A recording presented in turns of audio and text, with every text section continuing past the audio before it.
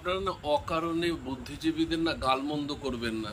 ওই প্রভাবসন্ন আছে না, ছবি আঁকতো তো অনেকদিন ছবি আঁকে না, তো ছবি আঁকতে গেলেই না চটি বেরোচ্ছে, তাই ওইটা ছেড়ে দিয়ে এখন চাটার কাজ করছে। ওই তুলিগুলো বের করে ওই চটি কিভাবে আরো পরিষ্কার করা যায় সেই চেষ্টা করছে। তারপর ওই অবোধ সরকার, অজাত, এরা কবিতা লিখতো, এখন ওরা কবিতা লিখতে গেলেই বেরোচ্ছে ড্যাং ড্যাং, কোলা ব্যাং, তারপর ঠ্যাং। এই যেই ঠ্যাং আসছে তখন ওরা ভাবছে ঠ্যাঙে তো চটি আছে, চটিটা পরিষ্কার করতে হবে।